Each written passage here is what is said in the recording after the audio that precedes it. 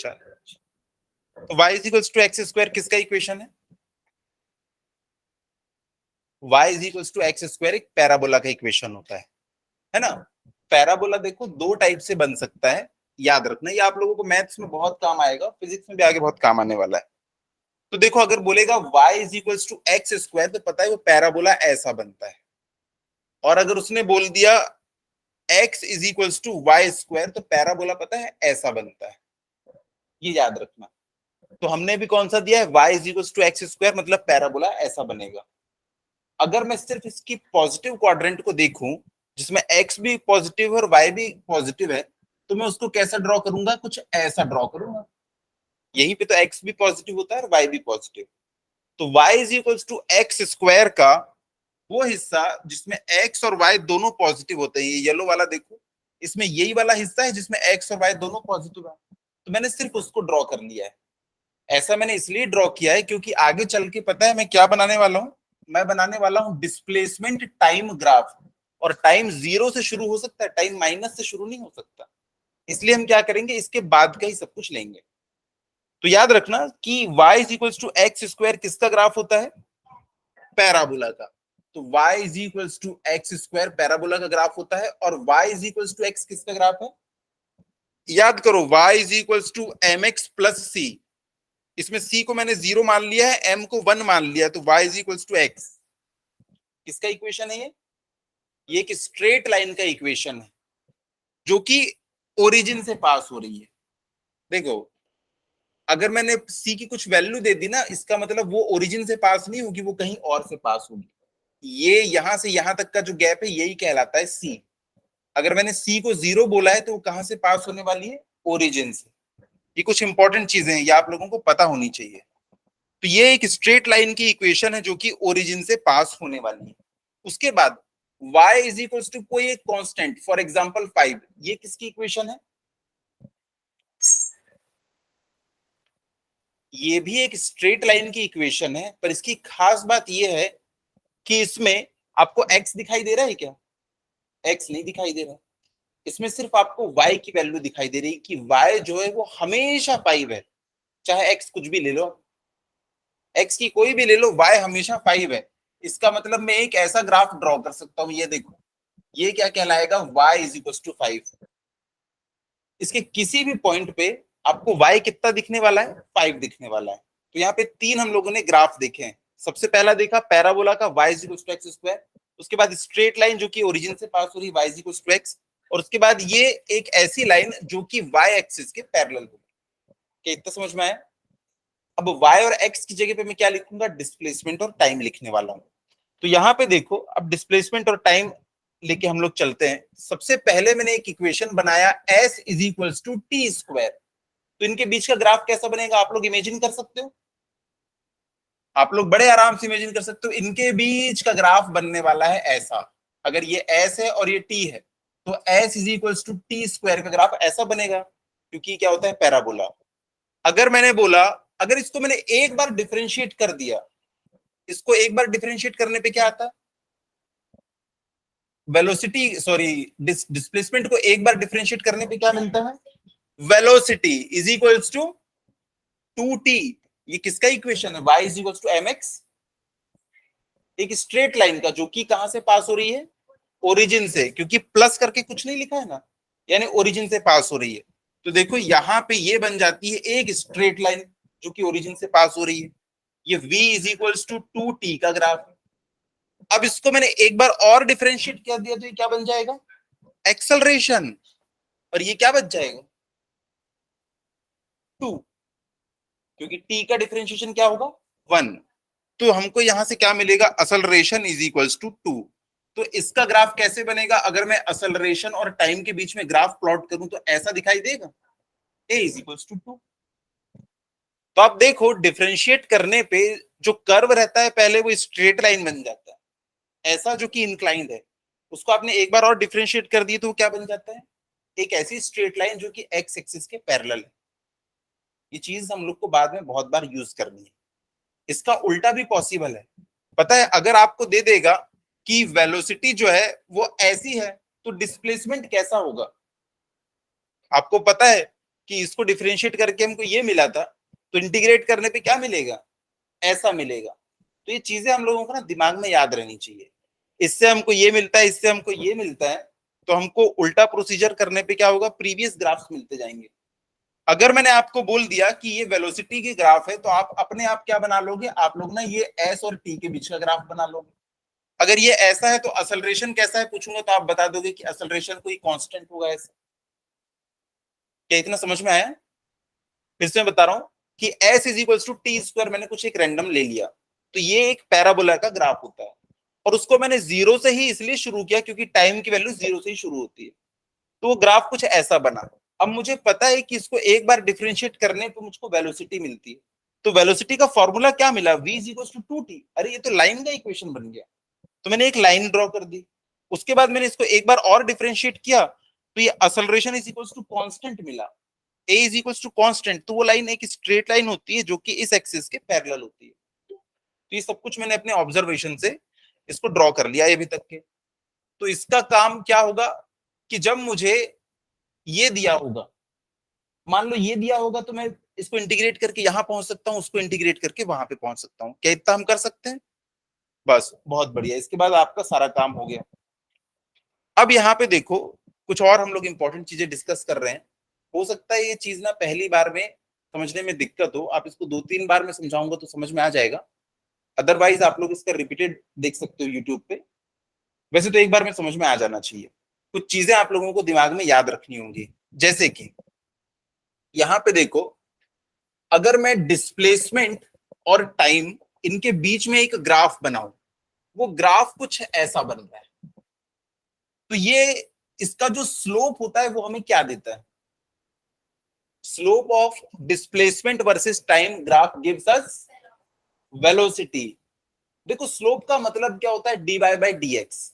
यहां पे क्या होगा, d s by d t, और d s by d t क्या है, वेलोसिटी है।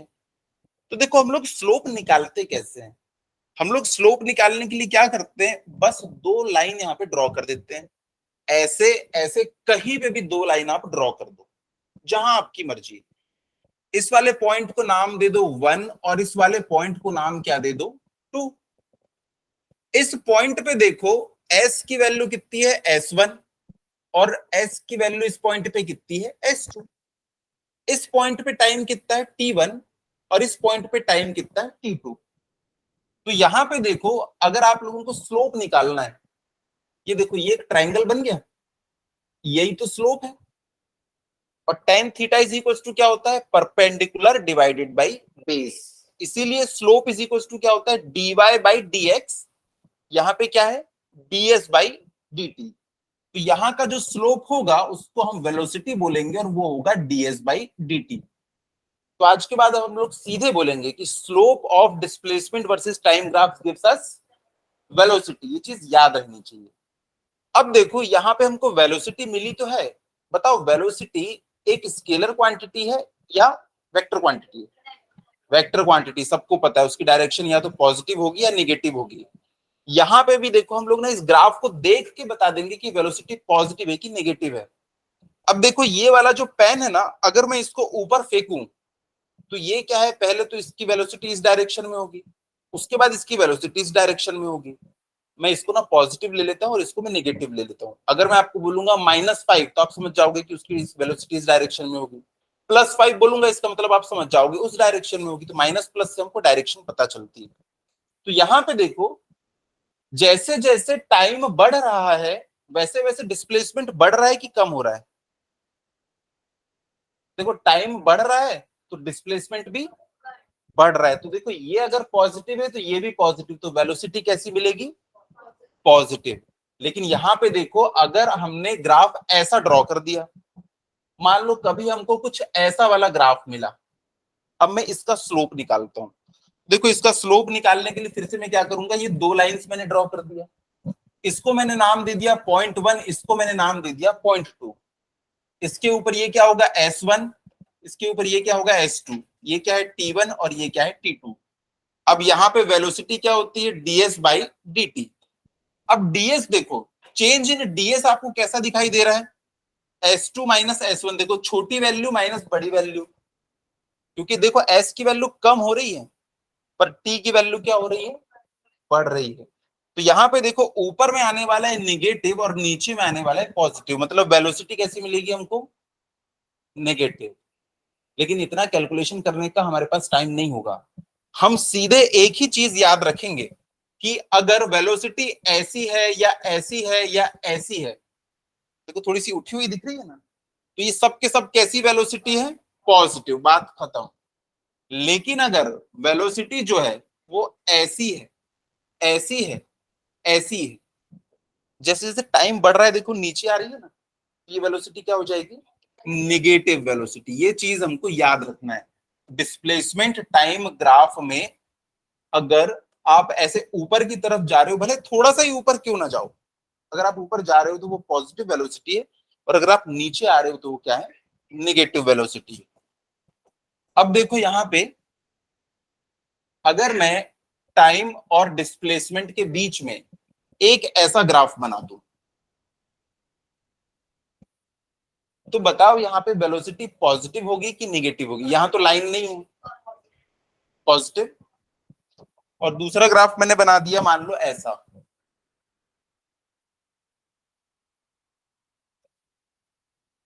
दूसरा ग्राफ मैंने बना दिया ऐसा। बताओ इसमें वेलोसिटी कैसी है और उसमें वेलोसिटी कैसी है, सेम है, अलग अलग है, क्या है।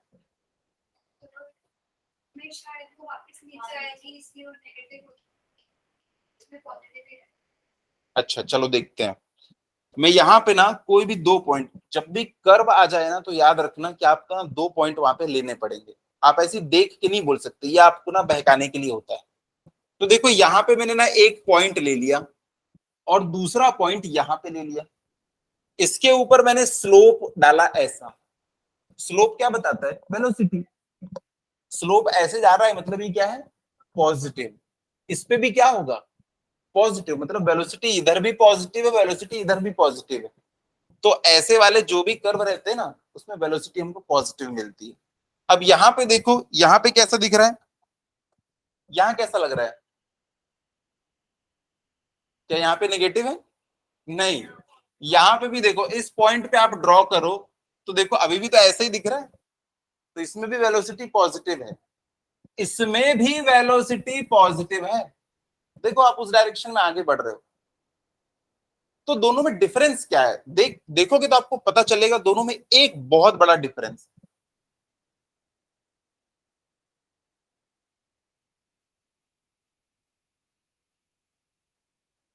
Slope of displacement versus time gives, हाँ हाँ बोलो, किसका स्लोप, नहीं वो कहीं पे भी ड्रॉ करो उससे फर्क नहीं पड़ता। Slope of displacement versus time graphs gives us velocity. Slope जितना ज्यादा, वेलोसिटी उतनी ज्यादा। अब यहां पे देखो इसका स्लोप जो है ये तो छोटू सा स्लोप है, लेकिन जैसे जैसे टाइम बढ़ रहा है देखो स्लोप क्या हो रहा है, बढ़ता जा रहा है। अगर स्लोप बढ़ रहा है इसका मतलब वेलोसिटी बढ़ रही है। लेकिन यहां पे देखो स्लोप पहले तो बहुत ज्यादा था, लेकिन अब स्लोप क्या हो गया है, कम। तो इसमें क्या हो रहा है, वेलोसिटी कम हो रही है। भले पॉजिटिव है, वेलोसिटी कैसी है, पॉजिटिव, लेकिन इसमें क्या है, इंक्रीजिंग है, और इसमें क्या है, डिक्रीजिंग है। वेलोसिटी इंक्रीजिंग है, वेलोसिटी डिक्रीजिंग है। वेलोसिटी दोनों केस में पॉजिटिव है, लेकिन उस केस में वेलोसिटी बढ़ रही है, इस केस में वेलोसिटी कम हो रही है। अब यहां पे देखो, अगर यहां पे वेलोसिटी जो है बढ़ रही है, इसका मतलब एक्सेलरेशन यहाँ पे पॉजिटिव होगा या नेगेटिव होगा। देखो जिस डायरेक्शन में वेलोसिटी होती है ना, अगर उसी डायरेक्शन में एक्सेलरेशन होगा तभी वेलोसिटी जो है वो बढ़ सकती है। वेलोसिटी और एक्सेलरेशन की डायरेक्शन हमेशा सेम होनी चाहिए। तो यहां पे देखो वेलोसिटी कैसी है हमारी, वेलोसिटी बताओ पॉजिटिव। अब देखो अगर वेलोसिटी हमारी पॉजिटिव है और वेलोसिटी घट रही है कि बढ़ रही है, अरे वेलोसिटी बढ़ रही है मतलब उसी डायरेक्शन में तो एक्सेलरेशन होगा। एक्सेलरेशन का क्या मतलब है, force, force is equal to mass into acceleration. अगर जिस डायरेक्शन में आपकी वेलोसिटी है और वो बढ़ रही है, इसका मतलब आपका कुछ एक्सेलरेशन होगा, कुछ फोर्स लगा होगा।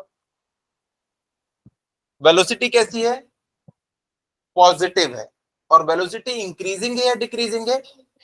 वेलोसिटी कब बढ़ती है? जब एक्सेलरेशन पॉजिटिव। तो यहां पे देखो, ये भी पॉजिटिव और एक्सेलरेशन भी कैसा हो जाएगा? पॉजिटिव। तो एक्सेलरेशन पॉजिटिव है, ये हमको कैसे पता चला? क्योंकि वेलोसिटी बढ़ रही है। वेलोसिटी बढ़ती कब है? जब एक्सेलरेशन पॉजिटिव होता है। जरूरी नहीं कि एक्सेलरेशन पॉजिटिव हो, मतलब एक्सेलरेशन उसी डायरेक्शन में होना चाहिए।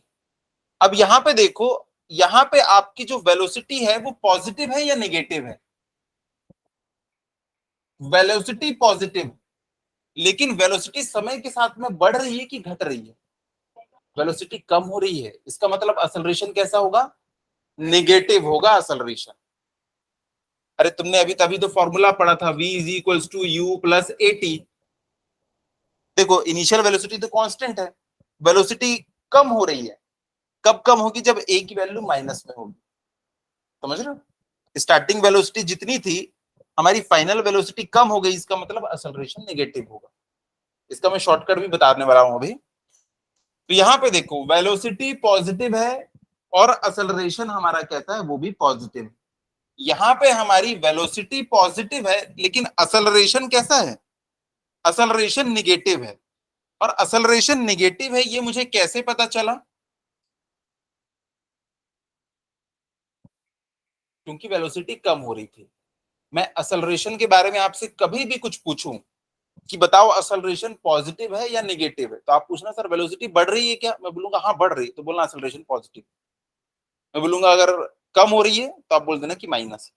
ठीक है? तो यहाँ पे देखो, एक छोटा सा इसके बारे में ट्रिक है कि डिस्प्लेसमेंट वर्सेस टाइम ग्राफ में, डिस्प्लेसमेंट वर्सेस टाइम ग्राफ में अगर कर्व आपको कुछ ऐसा दिखाई दे, इसका मतलब क्या होता है? इसमें एक्सेलरेशन जो होता है ना, वो हमेशा क्या होता है? पॉजिटिव होता है।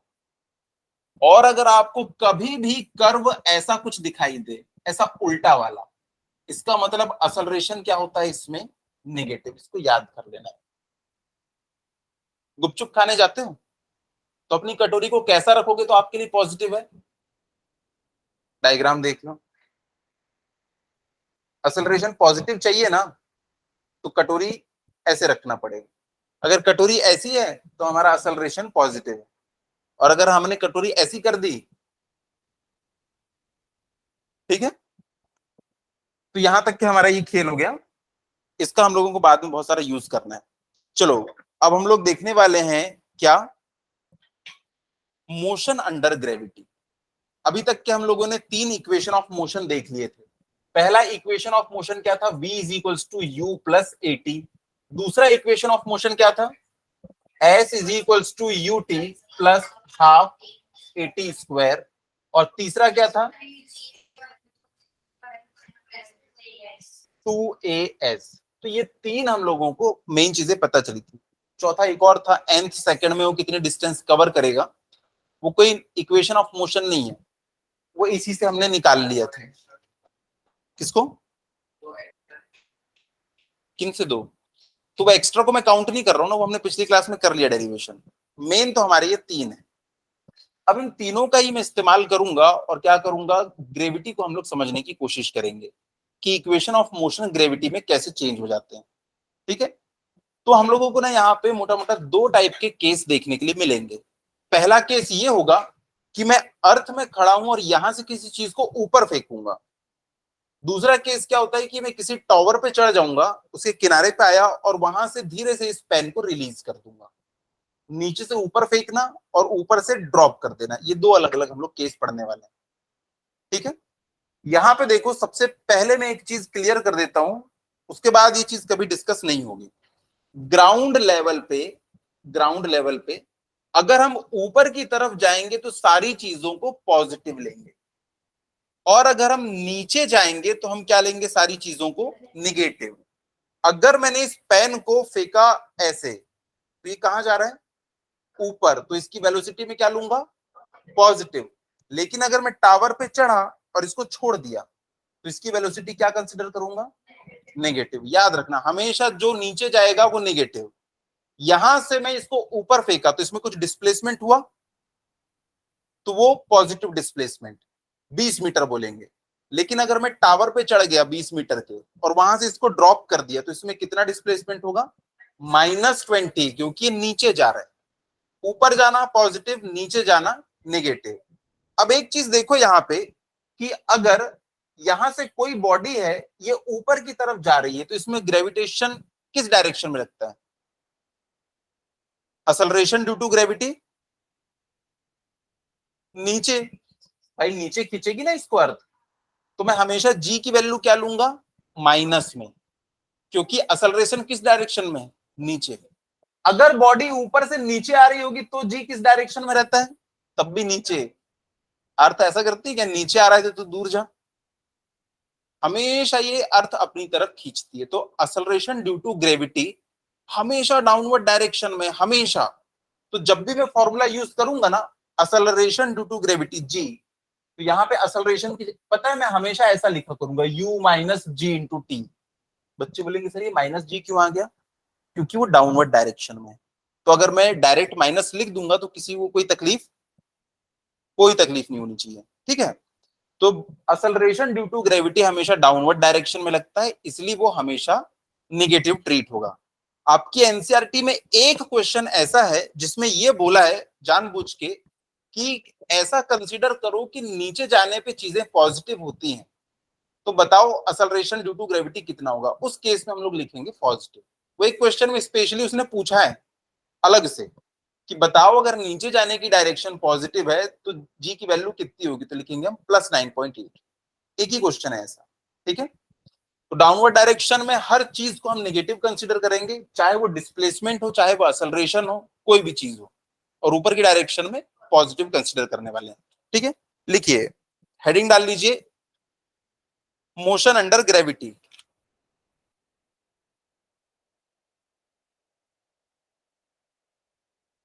क्या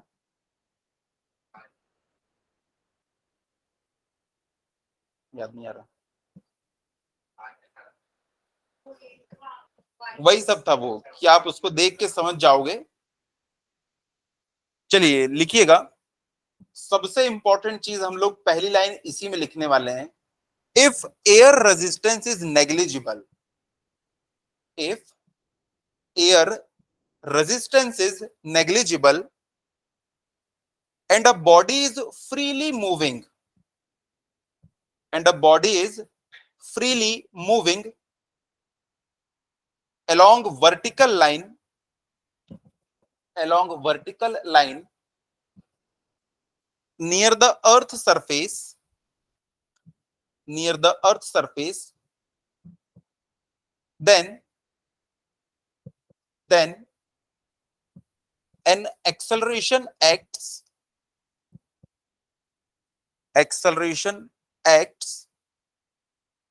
downwards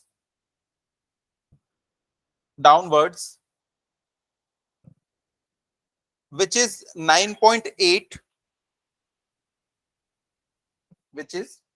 9.8 मीटर पर सेकंड स्क्वायर, मीटर पर सेकंड स्क्वायर।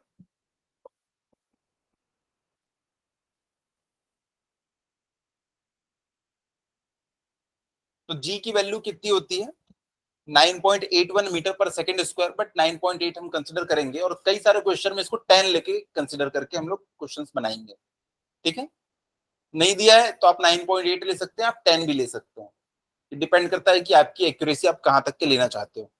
कई बार आपको क्वेश्चन से ही क्लू मिल जाएगा कि आपको 9.8 रखना है कि 10 रखना है। कैसे क्लू मिल जाएगा, कई बार आपको ना दिया रहेगा कि मान लो v जो है वो कितना है, 19.4 मीटर पर सेकेंड है। ये u की वैल्यू आपको दे रखेगी, हमको ना आगे चल के टाइम निकालना पड़ेगा, तो टाइम पता है u बाई जी से निकालते हैं। तो मुझे पता है अगर ये 19.4 दिया है तो ये 9.8 का मल्टीपल है ये, तो हम क्या करेंगे इसको, 9.4 है तो 19.4 है तो इसको 9.8 ले लेंगे, 10 लेके भी काम चल जाएगा हमारा। इसको आगे डिस्कस करते हैं अभी।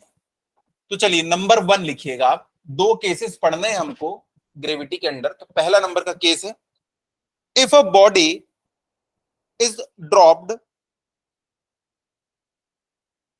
if a body is dropped from some height, from some height, और ब्रैकेट में बड़े बड़े शब्दों में लिख लेना u इक्वल टू 0। u क्या होता है? Initial velocity. तो अगर मैं कहीं टॉप पे पहुंच गया हूं और इसको धीरे से रिलीज कर रहा हूं तो इसकी इनिशियल वेलोसिटी कितनी थी? 0।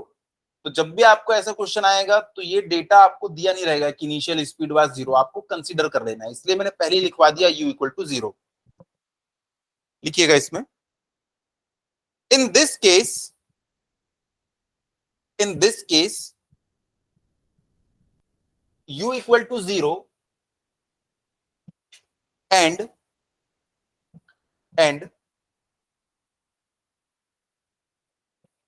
a is equals to minus G. a क्या है? असलरेशन। असलरेशन क्या होगा? माइनस जी। माइनस जी क्यों हो गया? हाँ, डाउनवर्ड अपवर्ड नहीं सर, हमेशा वो नेगेटिव ही रहता है, चाहे बॉडी ऊपर जाए चाहे बॉडी नीचे जाए। ठीक है, a is equals to minus G, then equation of motions are, then equation of motion, equations of motion are, अब देखो इस बॉडी को जैसे ही मैं यहां से छोड़ूंगा, इसकी इनिशियल स्पीड कितनी थी? 0। इसको अर्थ जो है ना अपनी तरफ पुल कर रही है और उस असलरेशन से पुल कर रही है जिसको हम कहते हैं जी। इसका मतलब होता है 9.8 मीटर पर सेकेंड स्क्वायर। तो चलो पहले तो ना इसको ही हम लोग ब्रेक करते हैं कि ये है क्या चीज। अगर यूनिट देखोगे मीटर पर सेकेंड स्क्वायर तो बड़ी अजीब सी यूनिट लगती है। असलरेशन है ये, असलरेशन ड्यू टू ग्रेविटी। इसको मैं ऐसा भी लिख सकता हूं 9.8 मीटर पर सेकेंड, पर second. Metre per second square को क्या लिख सकते हैं? मीटर पर सेकेंड, पर सेकेंड। अब देखो अगर बॉडी जो है ना ये इतना ऊंचा, एक मान लो ये बुर्ज खलीफा है, ये इस बुर्ज खलीफा से आपने, ये एक छोटी सी बॉडी है, इसको आपने ड्रॉप कर दिया है। अभी आपने स्टॉप वॉच अपने हाथ में रखी हुई है, इसकी इनिशियल वेलोसिटी कितनी है? 0। और अभी स्टॉप वॉच में टाइम कितना है? 0। तो time t equal to 0।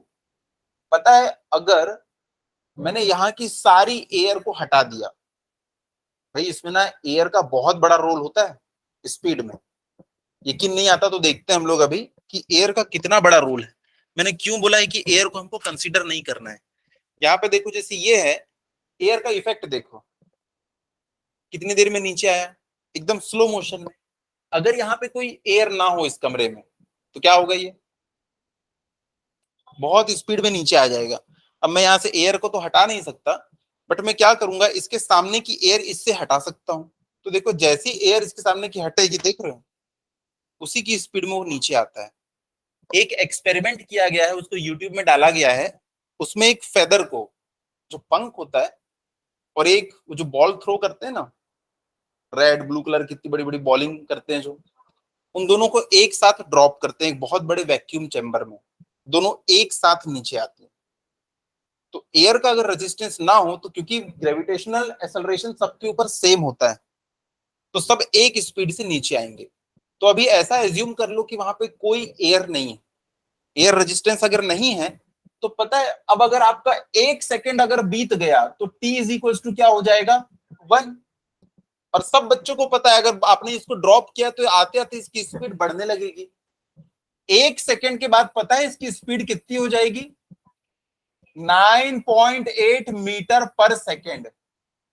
Speed देखो चेंज कितनी हुई, 0 से 9.8, यानी कि 9.8 metre per second in a second.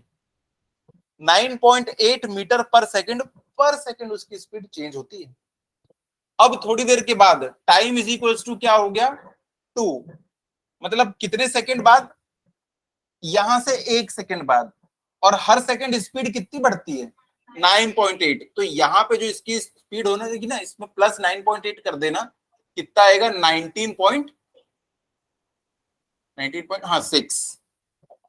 19.6 metre per second. 1 second बाद स्पीड 9.8 बढ़ जाती है। अब देखो क्या होगा, जब t इक्वल टू 3 आएगा तब इसकी वेलोसिटी कितनी हो जाएगी? v से इसको डिनोट करना चाहिए। इसमें और इतना ही जोड़ दो, कितना हो जाएगा ये? 20 बताओ बताओ, 29.4 मीटर पर सेकेंड। हर एक सेकंड बाद इसकी स्पीड कितनी बढ़ती जा रही है? 9.8 मीटर पर सेकेंड। यही होता है असलरेशन। असलरेशन क्या होता है? Change in speed with respect to time. कितना चेंज हो रही है? 9.8। और कितने टाइम में चेंज हो रही है? 1 सेकेंड में। तो 9.8 मीटर पर सेकेंड चेंज हो रही है। यही क्या कहलाता है? Acceleration due to gravity. Acceleration का मतलब होता है स्पीड का चेंज होना। तो इतनी स्पीड हर सेकेंड चेंज होगी। क्या ये बात क्लियर है? लेकिन यहां पे आप देखो, ये तो हम लोग किस में कंसीडर करेंगे? माइनस में। लेकिन यहाँ तो आंसर में प्लस में लिख रहा हूं। आंसर भी हमको माइनस में लिखना चाहिए, क्योंकि वेलोसिटी नीचे की डायरेक्शन में है। लेकिन असलरेशन को भी मैंने पॉजिटिव लिखा था, तो समझने के लिए बस। अदरवाइज जब हम वहां पे पुट करेंगे तो इसको क्या लिखेंगे पता है? माइनस। अभी समझने के लिए बस ये था।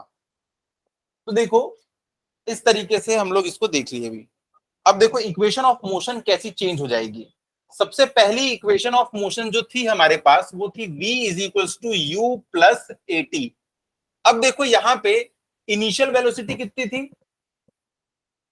0। किसी चीज को आप ड्रॉप करते हैं तब इनिशियल वेलोसिटी कितनी होती है? 0। ए की वैल्यू कितनी होती है? -g। और टाइम दिया हुआ है, तो आप किसी भी टाइम 5 सेकंड बाद उसकी वेलोसिटी कितनी होगी? 6 सेकंड बाद, 8 सेकंड बाद, 10 सेकंड बाद आप इस फॉर्मूले से निकाल सकते हो। तो अगर मैं आपसे बोलूं कि इस पेन को मैं यहां से ड्रॉप कर रहा हूं और बताओ इसकी 5 सेकंड बाद वेलोसिटी कितनी होगी, तो पता है आप चुपचाप 9.8 में 5 का मल्टीप्लाई कर देना, बोल देना उतनी वेलोसिटी होगी इसकी। घर जाके अब आप ये एक्सपेरिमेंट करके देख सकते हो। तो यहां से देखो मैं लिख सकता हूं क्या? P is equals to minus G T. ये हमारा पहला इक्वेशन ऑफ मोशन आया ग्रेविटी के लिए। लेकिन हम इसको याद करेंगे क्या? कोई जरूरत नहीं है। आपको पता है कि टॉवर से किसी बॉडी को रिलीज करते हैं, यू 0 होता है और असलरेशन तो हमेशा -g है। तो हमको याद नहीं करना है इसको। ये पहला इक्वेशन ऑफ मोशन है, पर इसको लिख लो और इसको डब्बा बना लेना, ये v is equals to minus G T.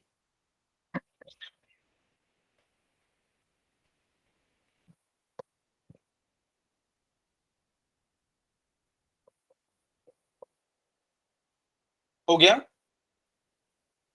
हमने दूसरा मोशन ऑफ इक्वेशन पढ़ा था, s is equals to U T plus half A T square. भाई बॉडी कौन सा डिस्टेंस कवर कर रही है? हाँ, ऊपर से नीचे आ रही है। तो पता है ऊपर से जब नीचे आती है ना, तो हम उसको ना डिस्टेंस नहीं बोलते, एक्चुअली हाइट बोलते हैं।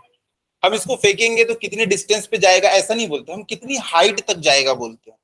तो ग्रेविटी में ना डिस्टेंस की जगह हम लोग क्या वर्ड यूज करेंगे? हाइट। तो अभी समझने के लिए मैं यहाँ पे एस लिख देता हूं। S is equals to U कितना है? 0 plus half minus G T का स्क्वायर। और यही क्या होगा? हाइट। ठीक है, तो इसको मैं यहां से लिख देता हूं, height is equals to minus G T square by 2।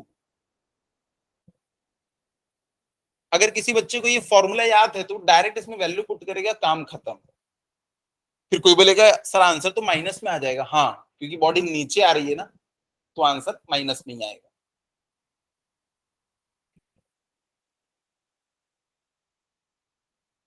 उसके बाद तीसरा लिख लिए। क्या तीसरा बताना पड़ेगा?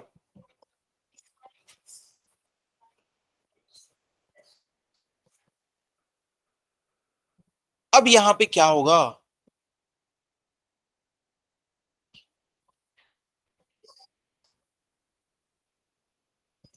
मैं इसको सीधा लिख देता हूं, V square is equals to 2gh।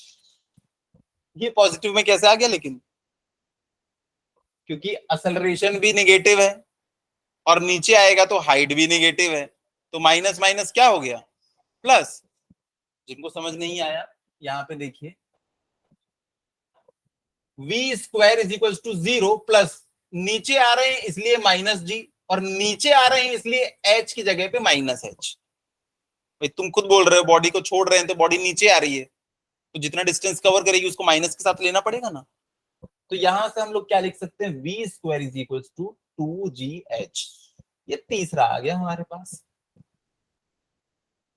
लेकिन इसको कोई याद नहीं रखना अभी, तुरंत 1 मिनट लगता है निकालने में, कंडीशन पता है, काम खत्म।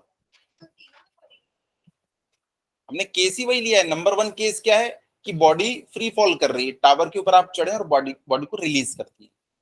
अब हम अगला केस पढ़ेंगे, उसमें क्या है, बॉडी को ऊपर थ्रो करेंगे। ऊपर थ्रो करने के साथ समस्या क्या है, जितना ऊपर बॉडी जाती है वहां पे लटकी नहीं रहती है, उसके बाद फिर वो नीचे भी आना शुरू करती है। तो हमने उसका दूसरा पार्ट पढ़ लिया, बॉडी ऊपर जाएगी तो बॉडी नीचे भी आएगी, तो नीचे आएगी तो बॉडी के साथ क्या होगा ये आपको सब पता है। अब ऊपर जाएगी तो क्या होगा वो हमको डिस्कस करना है, ठीक है। अच्छा, यहाँ पे ना कुछ ग्राफ वगैरह बनाते हैं पहले। एक बात बताओ, सबसे पहला ग्राफ मैं बना रहा हूं किसके किसके बीच में, डिस्प्लेसमेंट और टाइम के बीच में। अच्छा एक बात बताओ, वेलोसिटी आपने बॉडी को ऐसा छोड़ दिया है, बॉडी को अगर आपने छोड़ दिया है, उसका जो डिस्प्लेसमेंट होगा, मतलब बॉडी तो अब नीचे की तरफ जा रही है, लेकिन यहां पे हम लोग क्या करते हैं, एक ऐसा ग्राफ बनाते हैं जिसमें हम लोग क्या करेंगे, सिर्फ और सिर्फ उसका डिस्प्लेसमेंट और कर्व के बीच में रिलेशन कैसा है वो हम लोग दिखाने की कोशिश करेंगे, कि टाइम के साथ साथ उसका जो लोकेशन है वो कैसे चेंज हो रहा है। देखो एक टाइम पे बॉडी जो थी ना वो यहाँ पे ऊपर में थी, अब बॉडी जो है वो धीरे धीरे नीचे आना शुरू कर रही है। लेकिन एक बात बताओ, जब वो नीचे आ रही है तो उसकी वेलोसिटी कांस्टेंट है कि उसकी वेलोसिटी बढ़ रही है? वेलोसिटी जैसे जैसे नीचे आओगे वैसे वैसे वेलोसिटी बढ़ेगी, और अगर वेलोसिटी बढ़ती है तो स्लोप को क्या करना चाहिए, बढ़ना चाहिए। अगर किसी बच्चे ने धोखे से ऐसा डायग्राम बना दिया तो ये तो स्ट्रेट लाइन है, स्ट्रेट लाइन का एक ही स्लोप होता है हमेशा, स्ट्रेट लाइन का स्लोप हमेशा एक ही होता है, कर्व का स्लोप हर पॉइंट पे चेंज होता है।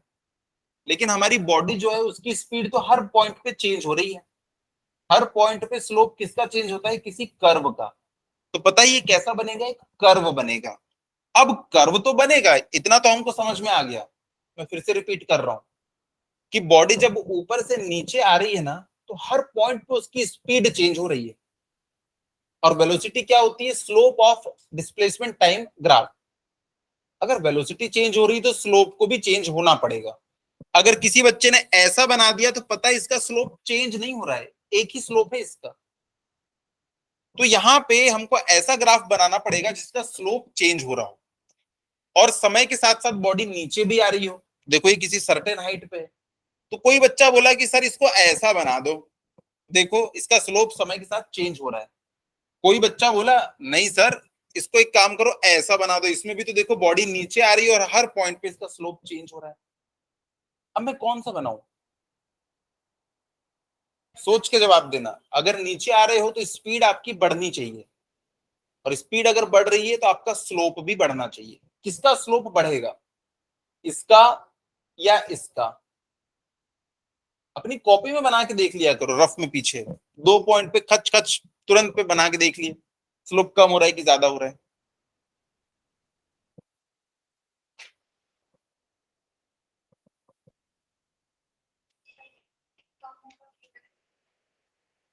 हम्म।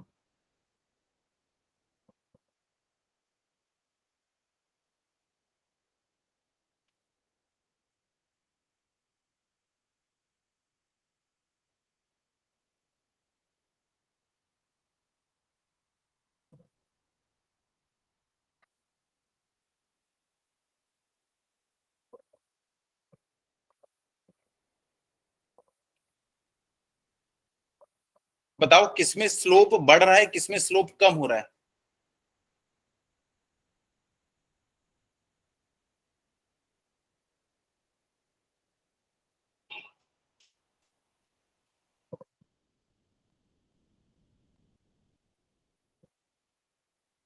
इतनी देर के बाद इतना तो पता हो जाना चाहिए था।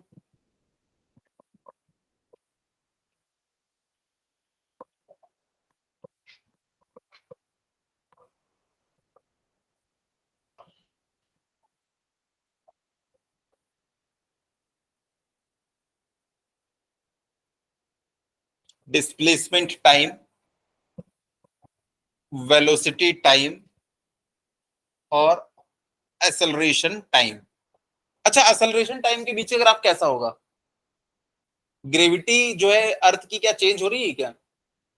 तो क्या एक्सेलरेशन चेंज हो रहा है क्या? नहीं चेंज हो रहा है। तो ग्राफ कैसा बनेगा? बनाओ। लेकिन एक गड़बड़ है, ग्राफ उसका पता है कैसा बनेगा? बताओ बताओ। बात तो बिल्कुल सही कर रहे हो, पैरेलल लाइन बनेगी। लेकिन एक्सेलरेशन कैसा है? पॉजिटिव है कि नेगेटिव है? हाँ, तो वो बनेगा नीचे। ये देखो, ये है नीचे। यहाँ पे ना एक्सेलरेशन की वैल्यू है -9.8, तो ग्राफ ऐसा बनेगा। एक्सेलरेशन कांस्टेंट तो है टाइम के रिस्पेक्ट में, लेकिन निगेटिव है। ठीक है। अब बताओ वेलोसिटी, अगर ये ऐसा है तो वेलोसिटी कैसी बनी होगी? वेलोसिटी बनी होगी कैसी? इंक्लाइंड। और वेलोसिटी जो है समय के साथ बढ़ रही है। ये देखो, ये वेलोसिटी है। अगर किसी बच्चे ने ऐसा बना दिया तो देखो, वेलोसिटी तो टाइम के साथ कांस्टेंट हो गई। वेलोसिटी को टाइम के साथ बढ़ाना है। स्टार्टिंग में वेलोसिटी कितनी थी? Time zero, velocity zero. Time बढ़ रहा है, वेलोसिटी बढ़ रही है, टाइम बढ़ रहा है, वेलोसिटी बढ़ रही है। स्टार्टिंग में वेलोसिटी कितनी? जीरो। जैसे जैसे टाइम बढ़ रहा है वैसे वैसे वेलोसिटी क्या है? बढ़ती चली जा रही है। एक तक क्लियर है? लेकिन यहाँ पे भी एक गड़बड़ है, आप लोग बार बार पकड़ते नहीं है बात को। ये तो भाई पॉजिटिव हो रही है, लेकिन हमारी स्पीड कैसी हो रही है? नेगेटिव। तो यहाँ पे भी हम लोग कैसा बनाएंगे ग्राफ को? हाँ, तो देखो ग्राफ इसमें भी कैसा बनेगा? ये है वेलोसिटी, ये है टाइम। यहाँ पे वेलोसिटी जीरो थी, वेलोसिटी बढ़ तो रही है लेकिन निगेटिव डायरेक्शन में बढ़ रही है। ये नीचे वाला क्या है? -v। तो देखो वेलोसिटी बढ़ रही है, बढ़ रही है, बढ़ रही है, लेकिन निगेटिव डायरेक्शन में बढ़ रही है। पहले जीरो थी, फिर -3, -5, -10, -15। तो ग्राफ इसका एक्चुअल में कैसा बनेगा? ऐसा बनेगा। ठीक है। अब देखो डिस्प्लेसमेंट वाला ग्राफ। अभी भी वक्त है, कोई बना रहा है डिस्प्लेसमेंट वाला? स्टार्टिंग में डिस्प्लेसमेंट कितना है? जीरो। धीरे धीरे डिस्प्लेसमेंट क्या होने वाला है? बढ़ रहा है, लेकिन प्लस में या माइनस में? डिस्प्लेसमेंट भी क्या हो रहा है? माइनस हो रहा है। और स्टार्टिंग में कितना है? जीरो है। भाई वेलोसिटी हमारी क्या थी? स्टार्टिंग में जीरो थी और धीरे धीरे बढ़ रही थी। डिस्प्लेसमेंट भी हमारा स्टार्टिंग में जीरो है, लेकिन वो धीरे धीरे बढ़ रहा है। लेकिन अगर ये स्ट्रेट लाइन है तो वो कर्व होगा। सबसे पहले मैंने बताया था, ये कर्व होता है, वो स्ट्रेट लाइन तो वो सीधी लाइन। अगर ये ऐसी लाइन है तो वो क्या होगा? कर्व होगा। तो देखो मैंने आपको बता दिया, वो कर्व बनेगा। वो ओरिजिन से शुरू होगा। क्यों? क्योंकि स्टार्टिंग में डिस्प्लेसमेंट कितना है? जीरो है। और वो समय के साथ बढ़ने वाला है। और उसका स्लोप क्या होगा? टाइम के साथ बढ़ेगा, क्योंकि वेलोसिटी भी क्या हो रही है? बढ़ रही है। चलो बनाओ, एक बार करो खुद से कोशिश। जब गलत होगा ना तभी फिर यहाँ पे याद रहेगा।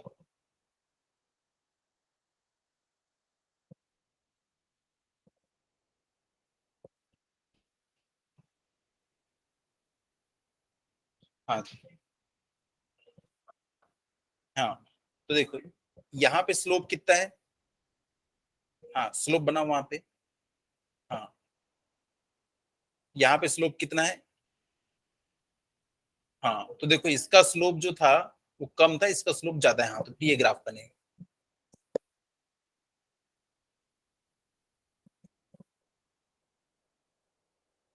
ये देखो इस ग्राफ को बनाते हैं। यहाँ पे डिस्प्लेसमेंट और यहाँ पे है टाइम। अब देखो डिस्प्लेसमेंट कैसा हो रहा है? निगेटिव हो रहा है। और कर्व बनने वाला है।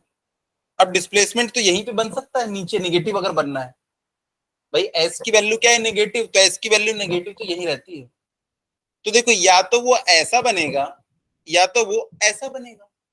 ये वाला बना के देखते हैं कि ये वाले में ना, ये पहला वाला जो पॉइंट है यहाँ पे देखो, ये कितना है? स्लोप इतना है।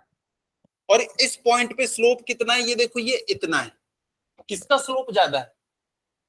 स्लोप हम लोग हमेशा कहां से देखते हैं? पॉजिटिव एक्स एक्सिस से देखते हैं हमेशा। तो देखो इसका जो स्लोप है, इसको मैं आगे बढ़ा दूं तो देखो इसका स्लोप इतना है, लेकिन इसको इधर बढ़ाऊंगा तो इसका स्लोप और भी ज्यादा है। समझ में आया? देखो इसका स्लोप जो है इस एक्स एक्सिस को उठा के मैं दोनों पे पुट कर देता हूँ। इस बार इस एक्स एक्सिस को यहाँ पे पुट किया तो देखो इसका स्लोप ये है, इस पे पुट कर दिया इस एक्सिस को तो इसका स्लोप ये है। दोनों में से किसका स्लोप ज्यादा दिख रहा है? इसका स्लोप। यानी कि देखो टाइम के साथ स्लोप बढ़ रहा है। अगर स्लोप बढ़ता है तो वेलोसिटी भी बढ़ती है, और जब बॉडी नीचे आती है तो हमेशा उसकी स्पीड क्या होती है? बढ़ती है। तो देखो नीचे आ रही है तो बॉडी की स्पीड बढ़ रही है, तो उसका जो डिस्प्लेसमेंट वर्सेस टाइम ग्राफ है वो भी ऐसा बनेगा। क्लियर है? बना लीजिए।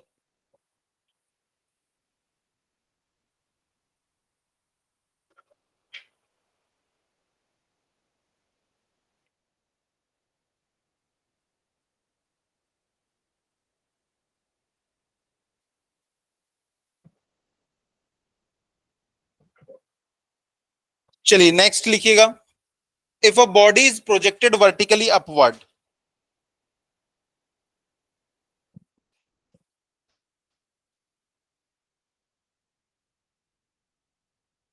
if a body is projected vertically upward,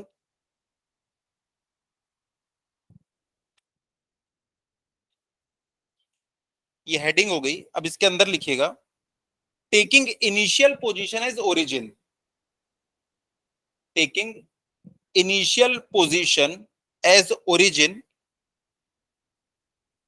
and direction of motion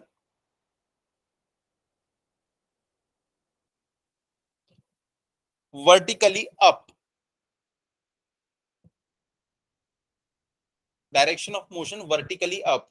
देखो चीजों को आप दो तरह से फेंक सकते हो। एक तो सीधा इसको वर्टिकली ऊपर, ये ऐसे ही ऊपर जाएगा और ऐसे ही नीचे आएगा, और दूसरा क्या रहता है ऐसा प्रोजेक्टाइल वाला पाथ, उसमें बॉडी सेम जगह पे लैंड नहीं करेगी, अलग जगह पे लैंड करेगी। वो हम लोग को मोशन इन प्लेन में पढ़ना है, वो 2 डायमेंशनल मोशन है। यहाँ पे तो हम क्या करेंगे, चीज को ऊपर फेंके और उसी डायरेक्शन में वो नीचे आएगी। क्लियर है इतना? इसलिए मैंने बोला वर्टिकल डायरेक्शन में इसका मोशन होने वाला है। अब यहाँ पे देखो, अगर बॉडी को मैं यहाँ पे पकड़ा हुआ हूं तो यहाँ पे इसको हम लोग मान लेंगे ये अभी ओरिजिन है। बॉडी को अगर यहां से ऊपर की डायरेक्शन में फेंका गया तो इसके पास इनिशियल कुछ ना कुछ वेलोसिटी होगी, तभी तो ऊपर जाएगी। लेकिन जब ये अपने टॉप मोस्ट पॉइंट पे पहुंच जाएगी तो इसकी वेलोसिटी कितनी होगी?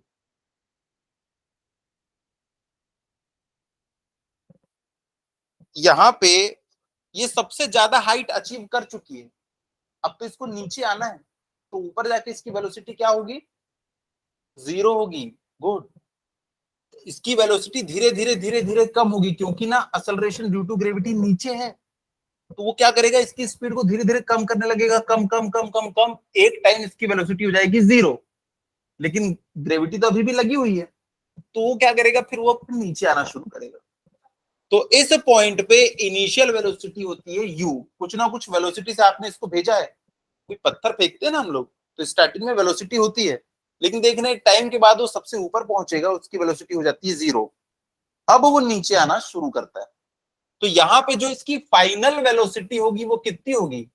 0। बस यही फर्क है दोनों में। उसमें क्या था, इनिशियल वेलोसिटी 0 थी और फाइनल वेलोसिटी कुछ थी।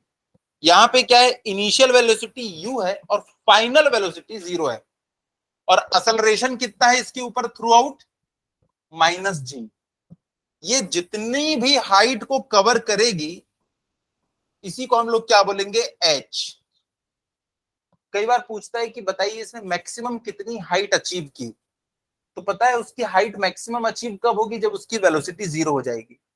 अगर उसके पास कुछ वेलोसिटी है तो वो तो और ऊपर ही जाएगी ना। तो आपको क्वेश्चन में क्या पूछेगा, बताओ इसने कितनी मैक्सिमम हाइट अचीव की, तो आप v की वैल्यू 0 रख देना, उससे ऊपर तो नहीं जाएगी है, वेलोसिटी 0, तो अब इसको तो नीचे ही आना है। क्या समझ पा रहे हो? yes. कभी किसी बच्चे को खिलाया हो गोदी में? yes. कभी ऐसे ऊपर फेंके हो, बच्चा ऊपर जाता है, उसके बाद फिर वो एक पॉइंट पे जाके 1 सेकेंड के लिए रुकेगा, उसके बाद नीचे आना शुरू करता है। तो घर जाके आप एक्सपेरिमेंट करना बॉल के साथ। तुम लोग क्या सोच रहे थे, बच्चे के साथ? नहीं नहीं नहीं, बॉल के साथ। बॉल को ऐसे ऊपर फेंकना, किसी से स्लो मोशन में वीडियो बनवा लेना, देखना उसकी स्पीड एक जगह पे जाके रुक जाएगी, 0 हो जाएगी, अब वो नीचे आना शुरू होगा। तो आपसे पूछेगा बताओ मैक्सिमम कितनी हाइट अचीव करेगा, तो जब इसकी वेलोसिटी 0, वही उसकी मैक्सिमम हाइट होती है, याद रखना। तो ये मैक्सिमम हाइट अचीव करेगा कितनी? जब इसकी वेलोसिटी हो जाएगी 0। याद रखना, ये कई बार ऐसा पूछेगा कि जब उसकी वेलोसिटी हाफ हो गई है तब उसकी हाइट बताओ। तब वेलोसिटी को कितना लोगे, u/2 लेना, 0 नहीं। बोलेगा इनिशियल वेलोसिटी की हाफ रह गई है तो कितनी हाइट पे पहुंचा है वो। क्या क्लियर है? अब तीनों इक्वेशन ऑफ मोशन को हम लोग लिख लेते हैं। नंबर 1, अच्छा इसमें लिखो,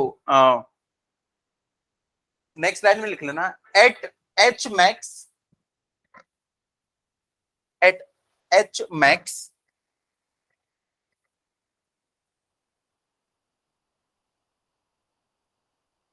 v equal to 0 and a is equals to minus g, a is equals to minus g and t is equals to capital T। वो टाइम जब इसकी वेलोसिटी 0 हो जाती है या कितने टाइम में मैक्सिमम हाइट को अचीव कर लेता है उसको हम कैपिटल T बोलेंगे। ठीक है, अब इक्वेशन ऑफ मोशन लिखना शुरू करते हैं। सबसे पहली equation of motion v is equals to u plus 80।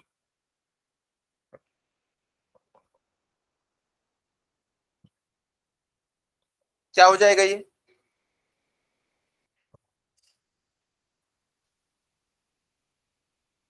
Final velocity कितनी है 0, तो इसको मैं लिख लूंगा क्या 0। u की वैल्यू आपको क्वेश्चन में दी होगी, इसमें चलो वैल्यू पुट कर देते हैं। 0 is equals to u plus minus G into T. तो यहां से देखो क्या हो जाएगा, u is equals to G into T. यहां से आप एक और चीज लिख सकते हो, पता है, यहां से आपको एक और रिजल्ट मिलेगा, t is equals to u by g. इसका मतलब ये है, वो पूछेगा बताओ कितनी देर में वो उसकी हाइट वेलोसिटी 0 होने वाली है या कितनी देर में वो मैक्सिमम हाइट अचीव करने वाली है। v इक्वल टू 0 का ये भी तो मतलब है ना, उसने मैक्सिमम हाइट अचीव कर ली है। तो अगर उसने पूछा बताओ एच मैक्स वो कितने सेकंड में मिलेगा, तो आपको सेम फार्मूला लगाना है। अगर आपको उसने बोला बताओ v कब 0 हो जाएगा, तब भी आपको सेम बताना है, इतने सेकंड में। अगर मैं आपको बोलूं कि g की वैल्यू जो है ना वो 10 मीटर पर सेकंड स्क्वायर है, जो ग्रेविटेशन ड्यू टू अर्थ है वो 10 मीटर पर सेकंड स्क्वायर है। अगर मैं इस पेन को 30 मीटर पर सेकंड की स्पीड से ऊपर फेंकूंगा तो कितनी देर के बाद इसकी वेलोसिटी 0 हो जाएगी,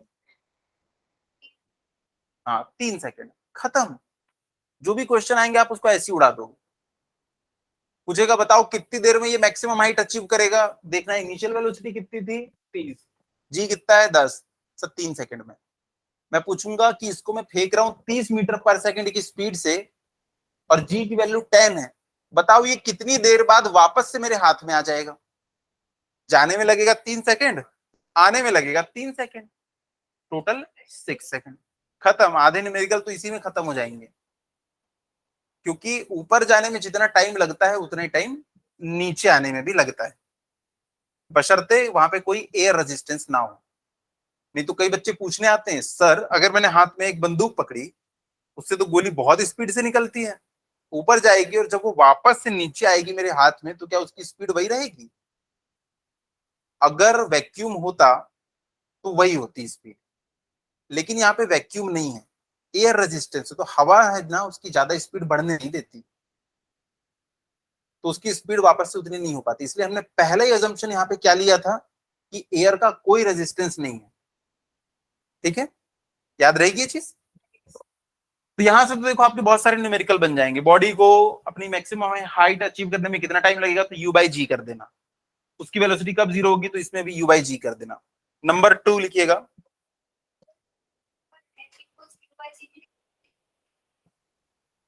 फॉर्मूले में एच का ही तो टाइम है ना, एच मैक्सिमम कब होगा, कितने देर के बाद, आफ्टर हाउ मेनी सेकेंड ये अपनी हाइट को अचीव कर लेगा। मैं इस पेन को फेंकूंगा तो कितनी देर के बाद ये मैक्सिमम हाइट पे पहुंच जाएगा, उससे ऊपर नहीं जाएगा, 3 सेकेंड के बाद। तो एच मैक्स कितनी देर के बाद होगा, तो आप सेकंड में बता सकते हैं यहां से आंसर। नंबर 2 फॉर्मूला क्या है हमारा, एच इज इक्वल्स टू, अब एस नहीं लिखेंगे हम लोग, सीधा एच लिख देंगे। H is equals to u t plus half a t square, उसमें फॉर्मूला में वैल्यू पुट कर दीजिए।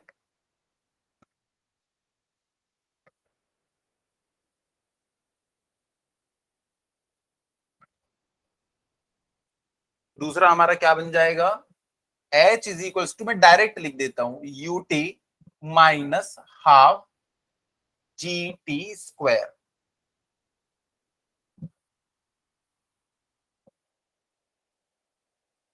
क्लियर है?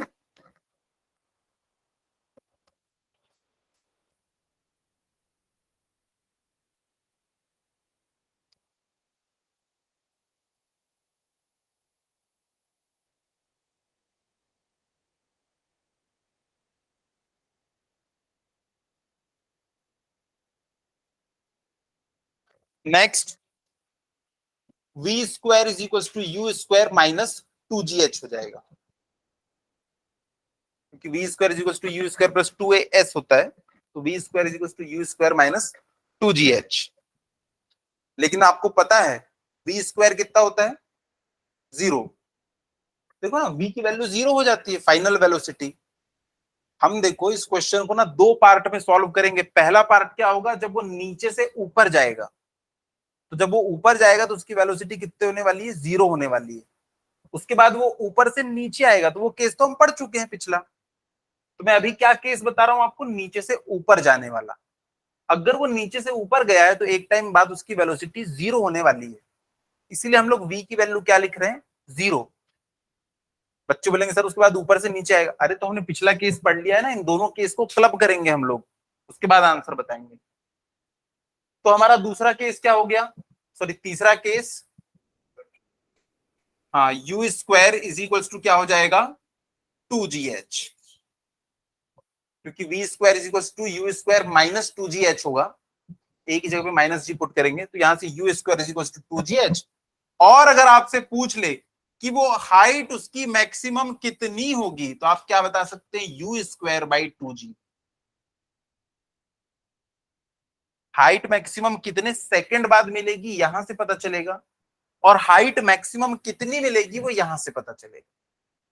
मैक्सिमम हाइट ये मिलने वाली है और इतने देर के बाद मिलने वाली।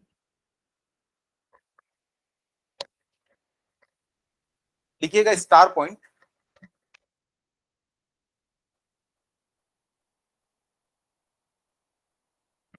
After attaining maximum height, after attaining maximum height, body turns, body turn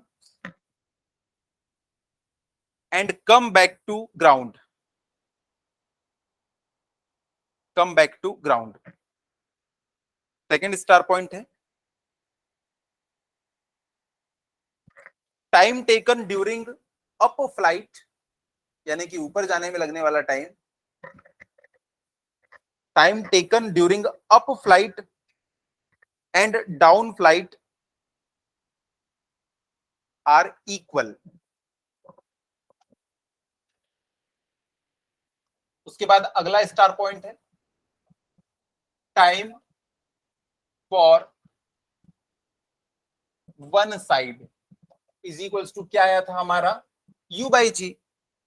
जो चीज हम ऊपर फेंक रहे हैं वो नीचे भी आ रही है, ऊपर जाना एक पार्ट है और ऊपर से नीचे आना दूसरा पार्ट है। एक पार्ट में कितना टाइम लग रहा है, यू बाई जी। तो नीचे से ऊपर, मतलब ऊपर जाके वापस नीचे आने में कितना टाइम लगेगा, इसको दो से मल्टीप्लाई कर देना, time for two side is equals to two u by g. Direct आप इससे भी निकाल सकते हो क्वेश्चन।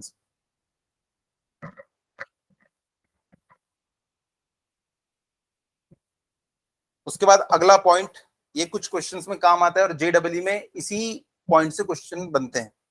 लिखिएगा, at each equal height, at each equal height from ground, from ground, speed of body, speed of body will be same, will be same either going up or going down.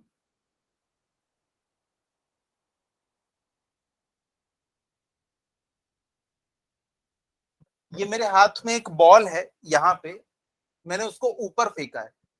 ये 5 ball नहीं है, एक ही ball के 4-5 photo मैंने आपको दिखाए हैं। Starting में मैंने इसको फेंका तो इसकी जो स्टार्टिंग स्पीड थी ना वो थी 10 मीटर पर सेकेंड। जैसे जैसे ये ऊपर जाएगी इसकी स्पीड क्या होने लगेगी, कम होने लगेगी। तभी तो एक समय के बाद वो नीचे आएगी, स्पीड बढ़ती जाएगी तो वो तो चंदा मामा पे पहुंच जाएगी ना। तो स्पीड अब कम होने लगी, यहाँ पे हो गई मान लो 8 मीटर पर सेकेंड, यहाँ पे हो गई 6 मीटर पर सेकेंड, मान लो यहाँ पे हो गई 3 मीटर पर सेकेंड, और यहाँ 0 metre per second for example. ये कब की बात है, जब बॉडी ऊपर की डायरेक्शन में जा रही है। पता है अगर बॉडी डाउनवर्ड डायरेक्शन में आएगी तब भी आपको सेम पैटर्न देखने के लिए मिलेगा। यहाँ पे 0 मीटर पर सेकेंड होगा, जब बॉडी इस हाइट पे पहुंचेगी तो 3 metre per second, 6 metre per second, 8 metre per second, और वापस से जब आपके हाथ में आएगी तो सेम स्पीड होगी। ऐसे क्वेश्चंस हमको बहुत जगह पे काम आएंगे। कैसी जगहों पे, अगर आपको बोलेगा कि ये ग्राउंड है, यहाँ पे कोई एक टावर था, आप किनारे में खड़े हो गए और किसी बॉल को आपने ऐसा ऊपर फेंका है कि अब वो सीधा नीचे यहाँ पे आने वाली है। तो देखो यहां से तो पहले बॉडी यहां तक जाएगी, अब वो पूरा नीचे यहां तक क्या आने वाली। मतलब आपने क्या किया, टॉवर से हाथ को थोड़ा सा बाहर निकाला और वर्टिकली ऊपर फेंक दिया, तो क्या बॉल ऊपर जाने के बाद थोड़ा सा टेढ़ा होकर इधर आएगी, बॉल तो सीधा नीचे आएगी ना। तो बॉल जो है वो यहाँ पे ऊपर गई, आपने हाथ को थोड़ा सा बाहर निकाल के फेंका था, इसलिए बॉल जो है वो यहां से ऊपर जाएगी, वापस यहाँ पे आएगी। तो पता है यहाँ आपने जिस स्पीड से उसको फेंका था, जब वो वापस यहाँ पहुंचेगी इस जगह पे, उसके पास वही स्पीड होगी। लेकिन अब आपका हाथ यहाँ पे नहीं है कैच करने, तो बॉल क्या होगी, सीधा नीचे जाएगी, स्पीड बढ़ती चली जाएगी। यहाँ पे जो उसके लिए देखो ऊपर से बॉडी नीचे आ गई है, तो यहाँ पे इसकी स्पीड जो होगी फॉर एग्जांपल होगी 10 मीटर पर सेकेंड, तो इसकी स्पीड बढ़ती चली जाएगी और पूछेगा बताओ यहाँ पे इसकी हाइट कितनी, इसकी स्पीड कितनी होगी। तो हम लोग क्या वाला फॉर्मूला लगाएंगे, हमको इसकी हाइट पता होगी, इसकी जो हाइट है वो एच पता है, यहाँ की स्पीड हमको पता है इनिशियल स्पीड, हम इसके ऊपर एनालिसिस कर रहे हैं ना, तो हमारे लिए इनिशियल इनिशियल स्पीड ये होगी। भाई तुम इसके और इसके बीच का एनालिसिस कर रहे हो, तो यहाँ पे इनिशियली उसकी स्पीड कितनी थी, 10 metre per second square, -2 into जी इंटू एच आपको दिया रहेगा। और ऐसा करके आप वेलोसिटी निकाल सकते हो कि जब वो ग्राउंड में यहां टकराएगी, इतनी हाइट को कवर करने के बाद तो उसकी वेलोसिटी कितनी होगी। तो भाई इनिशियल उसकी स्पीड इतनी थी, उसके ऊपर असलरेशन इतना था और उसने इतनी हाइट को कवर कर लिया है, तो आप नई वाली उसकी स्पीड यहाँ पे निकाल लोगे। अगली क्लास में हम लोग ऐसी टाइप की क्वेश्चन करेंगे, ठीक है। तो इसमें चौथा वाला पॉइंट हम लोग ने लिख लिया। चलो अब इसके ना वो डायग्राम बना लेते हैं और फिर छुट्टी करते हैं। तो देखो यहाँ पे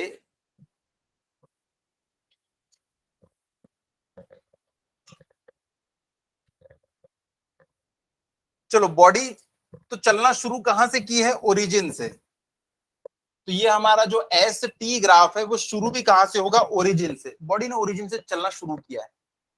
अब इसकी स्पीड क्या टाइम के साथ कांस्टेंट थी या चेंज हो रही थी, चेंज हो रही है। हाँ अगर चेंज नहीं हो रही होती ना तो हम सीधा ऐसा बना देते, इसका स्लोप चेंज नहीं हो रहा है तो वेलोसिटी भी चेंज नहीं हो रही, बट वेलोसिटी चेंज हो रही है। तो यहाँ पे हमको ग्राफ बनाना पड़ेगा। यहाँ पे हम या तो ऐसा ग्राफ बना सकते हैं या तो हम ऐसा ग्राफ बना सकते हैं। ये वाला ग्राफ बनाएंगे तो देखो यहाँ पे स्लोप इतना है और यहाँ पे स्लोप इतना है, स्लोप टाइम के साथ कम हो रहा है, यहाँ पे स्लोप टाइम के साथ बढ़ रहा है। जब तुम बॉडी को ऊपर फेंकोगे तो बताओ क्या होगा, पहले बॉडी तुमने ऊपर फेंकी तो उसकी स्पीड क्या होगी, आधे पोर्शन में, नीचे से ऊपर जाते तक की उसकी स्पीड क्या होने वाली है, कम होने वाली है ना यार।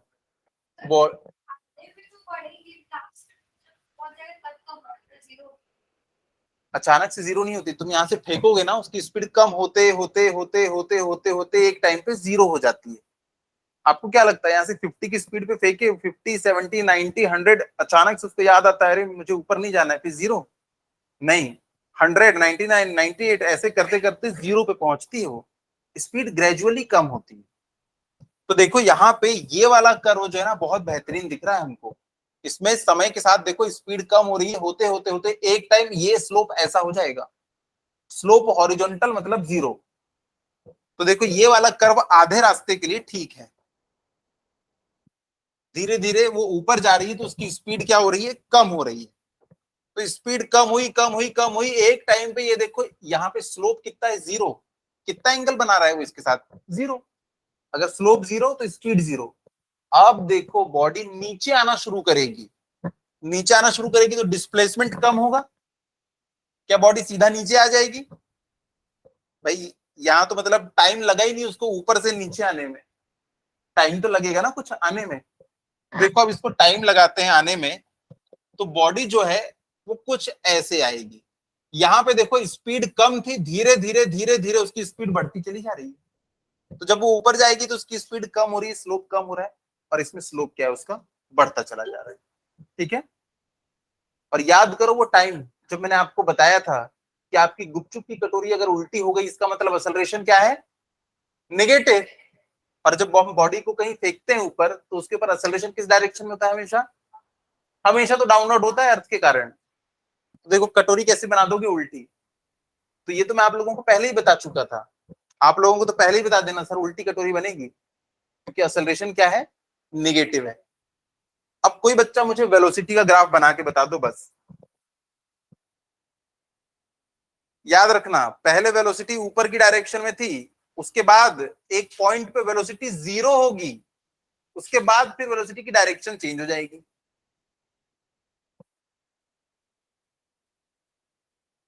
हाँ हाँ बनाओ बनाओ। वेलोसिटी धीरे धीरे कम होगी, जीरो होगी, फिर निगेटिव डायरेक्शन में बढ़ने लगेगी।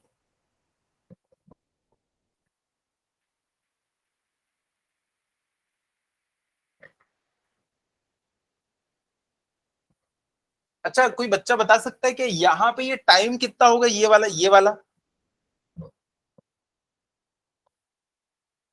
बॉडी टॉप पे कब पहुंचती है, टाइम टी इक्वल टू, हाँ अभी तो कितने वापस से हमारे हाथ में कब आ जाती है, जितनी देर में ऊपर जाएगी उतनी देर में तो नीचे आएगी।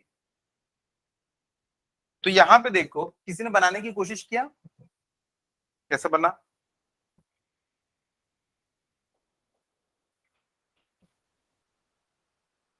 नहीं नहीं नहीं, वेलोसिटी पहले पॉजिटिव है, वेलोसिटी ऊपर की डायरेक्शन में है ना अभी, भले कम हो रही है लेकिन जा तो ऊपर रही है बॉडी, तो आपको बनाना पड़ेगा पॉजिटिव डायरेक्शन में।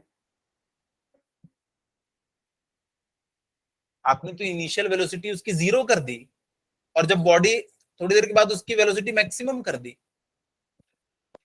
देखो जब बॉडी जो है ना हमारे हाथ में है, जब हम उसको फेंके हैं तब उसके पास सबसे ज्यादा स्पीड थी, इनिशियल स्पीड उसकी कुछ थी यू। तो देखो इनिशियल उसकी स्पीड थी पॉजिटिव में, वो भी क्योंकि ऊपर जा रही है। लेकिन जैसे जैसे वो ऊपर जा रही है उसकी स्पीड क्या हो रही है, कम हो रही है कम हो रही है कम हो रही है, और जैसे ही वो टॉप पे पहुंची उसकी स्पीड जीरो हो गई। अब उसकी स्पीड डाउनवर्ड डायरेक्शन में आएगी। अब वो नीचे आ रही है तो उसकी वेलोसिटी की डायरेक्शन क्या हो गई, नीचे। वेलोसिटी नीचे तो अब हम कहां बनाएंगे, माइनस में उसको बनाएंगे। ऊपर तो भैया प्लस भी होता है और नीचे क्या होता है, माइनस भी। अब वो माइनस भी डायरेक्शन में जाएगी। तो देखो यहाँ पे ये ऐसा करके बनेगा। तो यहाँ पे देखो स्पीड यहां से यहां तक के कम हुई और जीरो हो गई। अब यहां से यहां तक की स्पीड बढ़ रही है क्योंकि यहाँ पे जीरो है लेकिन यहाँ पे -10 -20 कुछ आएगा। तो फॉर एग्जाम्पल ये +20 से स्पीड पहले जीरो हुई, उसके बाद फिर से ये -20 हो गई। स्पीड बढ़ी ना 0 से 20, माइनस होने का मतलब है नीचे आ रही है पर स्पीड तो बढ़ी। वो तो हम बोल रहे हैं कि इधर जाएगी तो पॉजिटिव, इधर जाएगी तो निगेटिव, पर मैग्नीट्यूड देखो 20 का 20 वापस से मिल गया।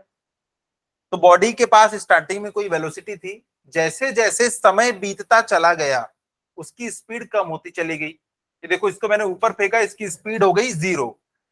अब उसकी स्पीड नीचे की डायरेक्शन में आ रही है और बढ़ती चली जा रही है, तो निगेटिव डायरेक्शन में मिलेगी हमको ये, और टाइम के साथ बढ़ती हुई। असलरेशन का ग्राफ कौन बनाएगा? वो तो जो पिछले केस में था वही इस केस में होगा, निगेटिव में होगा असलरेशन और कांस्टेंट होगा। तो इसको नीचे में बना लेना एक स्ट्रेट लाइन, ये है असलरेशन, ये है। इन ग्राफ को अच्छे से समझना घर में कि मैंने उसको ऐसा ही क्यों बनाया, ऊपर ही क्यों बनाया, नीचे क्यों नहीं बनाया।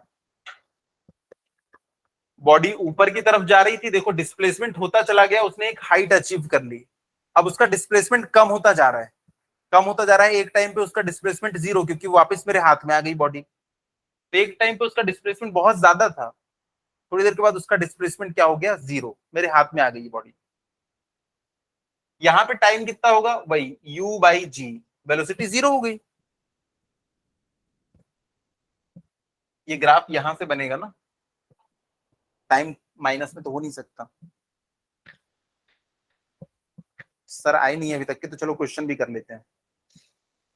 घर जाना है? अच्छा अच्छा, चलो चलो चलो फिर।